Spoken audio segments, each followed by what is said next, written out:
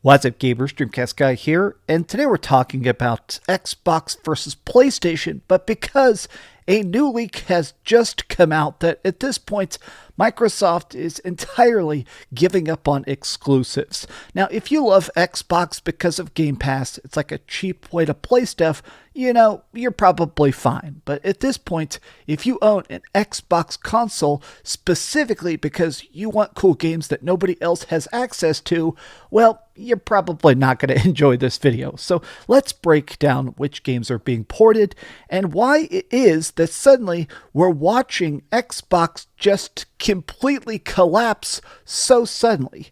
Are you ready? Here we go. Now, first and foremost, I do want to address a comment I've seen popping up quite a bit. This last week has been insane. I've been putting out multiple videos a day, crazy watch time, insane views, lots of new subscribers, but something I've seen, a common sentiment in the comment section, is people saying, why is he so interested in the collapse of Xbox?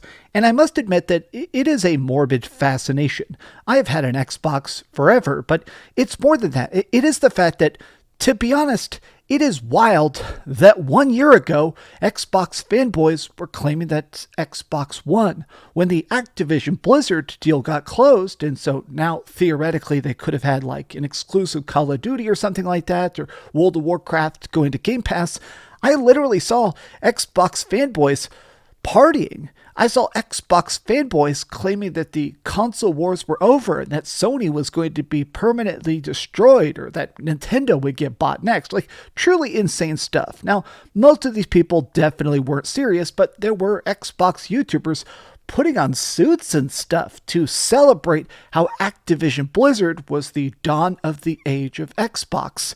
And now, here we are, not even a full year later, and the entire brand is essentially worthless. But let me actually take a look at the report, and I want to talk about the raw numbers, because honestly, the more you try and fathom the scale of this complete collapse, it truly boggles the mind. More Xbox games are coming to PlayStation, it's claimed. Now, this is a leak by Jez Corden. He is obviously one of the most famous Xbox leakers. He has a great track record because he essentially has a bunch of sources that are willing to talk deep inside of Microsoft. And a lot of people are basically like, okay, that makes sense, because at this point, like anything, just sell it. Now, if you're wondering why this is happening, why this is so suddenly just completely happening, now we're looking at this over on Insider Gaming, but it has the quotes from Jez Corden, and it's interesting because it actually says that there is currently a special development team in the process of porting a bunch of Xbox games to PlayStation, and it's called Project Latitude. Now, apparently he won't go into the specific games, but he does say they're potentially the obvious games that you would likely expect. So people are essentially guessing that this is probably Halo, and it does seem like it's probably going to be something like Gears of War. Why those specifically? I think it is because currently Satya Nadella, the CEO, the head of Microsoft, it sounds like their biggest effort right now is to try and find a way to make Xbox profitable. Xbox has been bleeding money forever. It's not really made to be a huge, gigantic money maker. The rest of Microsoft just prints so many dollar bills that they're just trying to essentially slow the losses of that $70 billion acquisition. So they're taking stuff that does have battle passes and seasons and microtransactions, and they're porting those over first to get an instant boost of instant cash. Now, I must admit, because I do find a lot of this funny, because literally just a month and a half ago, Phil Spencer is saying, hey, we're going to put 4 games on PlayStation 5 just to see how they work. And a lot of games fans, a lot of Xbox fanboys were saying, okay, it's just 4 games. That's it. You're not getting anything else. And now, essentially, it sounds like we're probably going to get Starfield. We're probably going to get Gears of War. We're probably going to get Forza. We're going to get all the best Xbox games on PlayStation. And I think there's a reason for that. The Xbox brand, when it comes to true hardware, has imploded in a matter of months. Look at this. PlayStation 5 sold 5 times more than the Xbox in the last quarter. This is crazy. Like, it is difficult to even truly encapsulate the fact that these are supposed to be the competitors. It is supposed to be Xbox versus PlayStation. The fact that PlayStation is selling 5 times more, and this is a lower sales year for PlayStation 5. They sold 20.8 million. They were trying to sell 21 million. So the fact that they managed to sell so many millions of consoles and they were still under prediction and yet still 5 times higher than Xbox, at this point, whatever the quarterly goals of Microsoft are, they got to be in the absolute toilet. In fact, I decided to look at this on Reddit, and a lot of people are just saying, yeah, this is why Microsoft has decided to go multi-platform. It's because if nobody's going to buy your console, they cannot even possibly buy your games. Gosh, this is just so wild. 4.5 million to 900,000. They didn't even sell 1 million Xboxes last quarter. Like, the Xbox brand is just so defeated that I do genuinely think this is the kind of business failure that's going to be taught in financial classes. I mean, the fact that they spent so much money and are getting nothing back for it.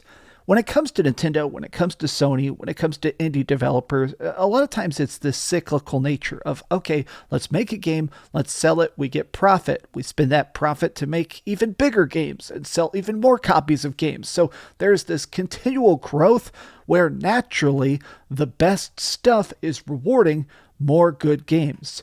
Whereas Xbox, it always felt like they had this almost inverse philosophy where it's like, okay, let's try and spend the most money for the biggest game like Crackdown 3 or, just whatever random project they decide to try and fund. And then if it doesn't succeed, they shut it down.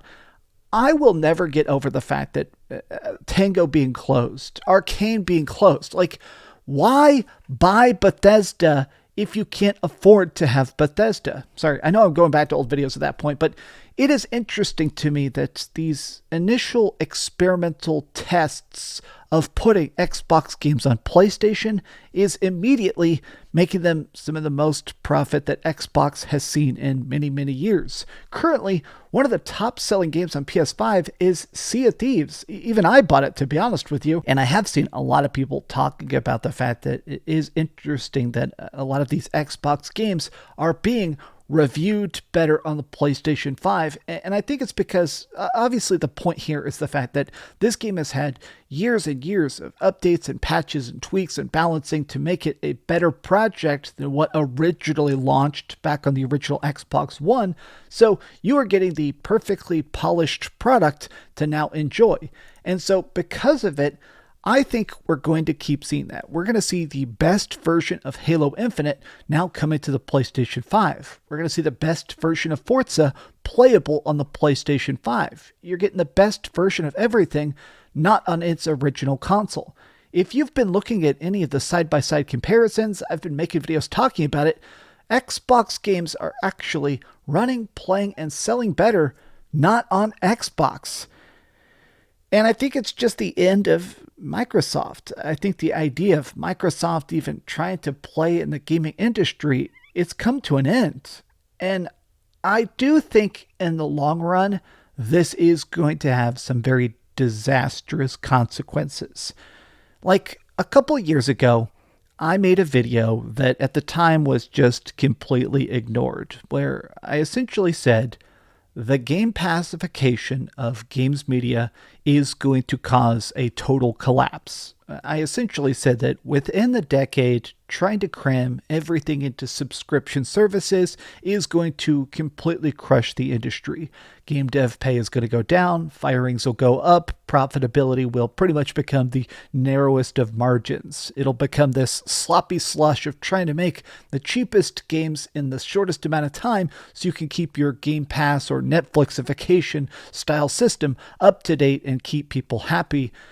But I never could have imagined. I said that 2 years ago, and in that video, I predicted it would take 10 years to hit this point. And it's weird to think that Xbox is hitting it 24 months later. I don't think Xbox as a brand is going to exist in the current state even in 6 months. I think Xbox is going to completely go third party. They're going to make PlayStation 5 games. They're going to make PC games. They're going to make Nintendo games. But it is difficult for me to imagine another Xbox console. And if there is, I will genuinely be shocked.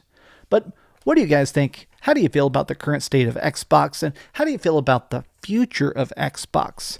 Tell me your thoughts in the comments down below. And if you enjoyed this video, be sure to give it a like, subscribe if you haven't already, and please keep dreaming.